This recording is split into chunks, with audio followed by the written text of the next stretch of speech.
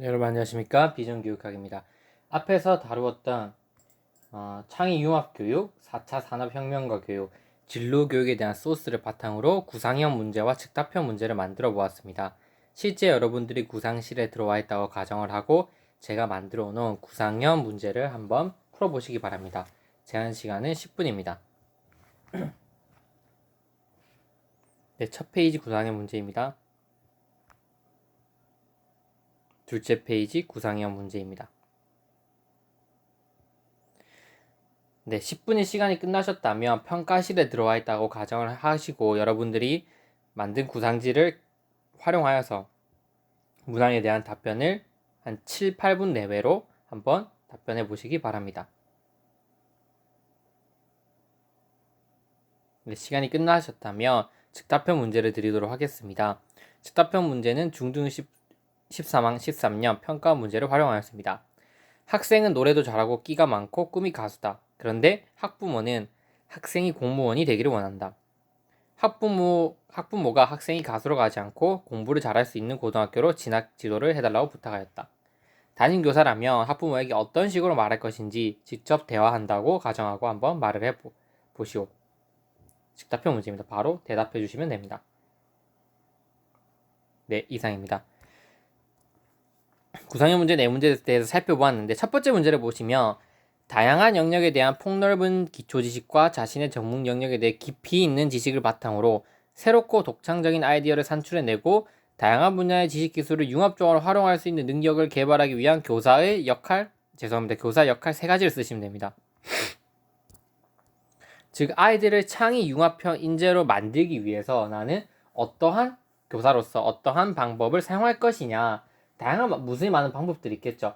그래서 창의융합형 인재로 되기 위해서 제가 말씀드렸던 것처럼 반드시 자발성이 기초되어야 된다. 이 창의라고 하는 거는 자발성이 기초로 되어 있지 않고서는 절대로 우리가 이룩해낼 수 없는 겁니다. 그렇기 때문에 아이들의 자발성을 이끌어낼 수 있는 어떤 교수 방법을 쓴다. 예를 들면 뭐 학습자 주도 문제기반 학습을 쓴다든지 그런 것들을 설명해 드렸죠. 혹은 두 번째, 창의라고 하는 거는 혼자서 하는 것보다 협동학습이 훨씬 유리하다. 왜냐면 협동학습을 하게 되면 다른 사람의 생각을 들을 수 있다. 다른 사람의 학습자들의 생각을 들으면서 A 학습자는 B, C, D, E가 같이 협동학습을 하고 있다고 생각하면 B 생각, C 생각, D 생각, E 생각이 융합되는 거예요. A 생각 안에 머릿속으로.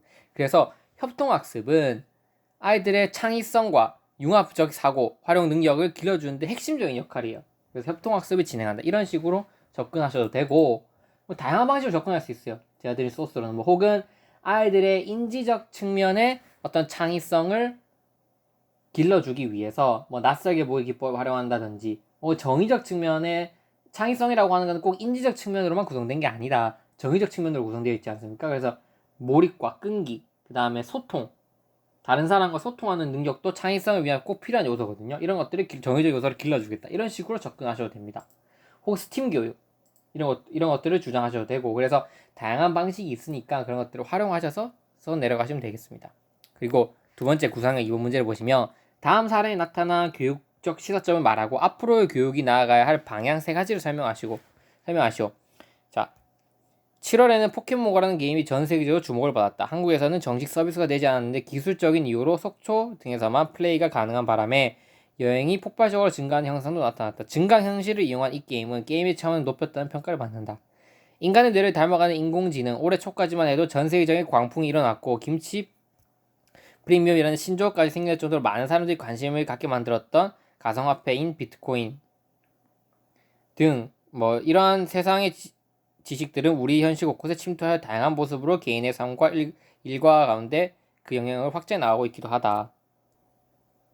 저도 이 문제는 초등 18년도 인천 구상의 문제 변환시킨 거고 실제로 이 내용은 아니고 좀 간단한 줄이었는데 제가 4차 산업혁명 시대라고 하는 것을 느낌을 주기 위해서 갖고 온 겁니다. 그래서 이 내용은 저도 이거 처음 들어보는 내용인데 이게 무슨 말인지 정확히 알지 못하겠는데 그래도 현실과 그 가상현실의 어떤 융합, 그리고 뭐 비트코인 이런 빅데이터를 활용한 그 새로운 코인의 등장, 이런 것들은 다 4차 산업혁명 시대에서 나오게 되는 어떤 요소들이죠. 그래서 제가 이 문제를 낸 목적은 뭐냐면 4차 산업혁명에서 앞으로 교육이 나아가야 할 방향이 어떻게 될 것인지 아마 세 가지를 한번 써봐라 이렇게 하기 위해서 낸 겁니다. 그래서 4차 산업혁명 시대에서 필요한 교사 역할 뭡니까 여러분? 제가 설명드렸던 거. 미디어 리터러시 교육이 필요하다 그랬고, 인성 교육이 강화되어야 된다 그랬고, 컴퓨터 프로그램 학습을 활용한 개별 학습을 해야 되고, 그리고 학교에 와서는 다양한 수업 방식과 공감 능력을 활용하는 것을 길러줘야 된다. 그러니까 4차 산업혁명에서 가장 큰 핵심은 학교가 없어지진 않는다. 기술이 발달하면 발달하고 아이들이 다양한 정보에 쉽게 접근할 수 있어도 학교는 없어지지 않는다. 왜? 학교에서는 그 아이들이 집에서 아이들이 그 다양한 데이터베이스를 통해서 인공지능을 통해서 얻을 수 있는 지식 외에 길러줄 수 있는 요소들이 있기 때문에 그게 뭐냐면 정의적 요소와 창의력, 통찰력 이런 것들이라는 거죠. 그래서 그런 것들은 학교 현장에서 길러주고 이제 지식 전달은 학교에서 하지 말자. 학교에서 강의식으로 뭐 지식 전달 이런 거는 집에서 아이들이 그 프로그램화된 데이터베이스를 활용해서 하고 학교에 와서는 창의력, 통찰력, 정의적 능력 이런 것들을 길러주는 거 위주로 바뀌어야 된다. 이런 식으로 4차 산업혁명 시대에 필요한 교사 역할, 인성교육 강화, 아까 말씀드렸던 것처럼 미디어 리터러시 교육 이런 것들이 꼭 필요하다. 그렇게 서술을 해주시면 될 것 같습니다. 구상형 3번. 아래의 상황을 보고 민수의 문제 행동 원인을 말하시오. 그리고 이에 대한 해결책을 3가지 제시하시오. 일반계 고등학교에 다니는 민수는 학교를 자주 지각하고 수업 시간에 종종 잠을 잔다. 평소 민수는 대학을 왜 가야 하는지 모르겠다. 그냥 학교 졸업장만 따고 대학에 가고 싶지 않다. 수업도 왜 들어야 하는지 모르겠다고 한다. 공부에는 의지가 없고 수업도 재미없다. 이 문제 행동의 원인, 왜 이렇게 수업도 안 듣고 잠만 잡니까? 아이가 잘못된 겁니까? 아니죠. 아이가 진로에 대한 명확한 진로 목표가 세워지지 않았기 때문이죠. 진로 교육이 실시해야 된다는 거죠. 아이에게 진로 교육을 할 때 어떻게 해야 된다고 제가 말했죠. 자기 이해, 그 다음에 일과 직업 세계에 대한 이해, 진로 디자인 이 3가지로 제가 소스에서 다 설명드렸습니다. 그 방식으로 접근해서 서술해 주시면 됩니다. 즉답형은 저희 답이 없기 때문에 여러분들이 그 적절히 진로 교육과 학부모 어떤 절충안을 마련해서 학부모님을 잘 설득하는 방향으로 서술해 주시면 될 겁니다. 이렇게 또 진로 교육, 4차 산업혁명, 창의 융합 교육에 대한 구상형 문제와 즉답형 문제를 다뤄보았습니다. 네, 이상으로 강의 마치도록 하겠습니다. 모든 자료들은 제가 말씀드렸던 것처럼 카페에 올라와 있으니 활용하셔서 준비하시면 더 많은 도움 되실 겁니다. 네, 이상으로 강의 마치도록 하겠습니다.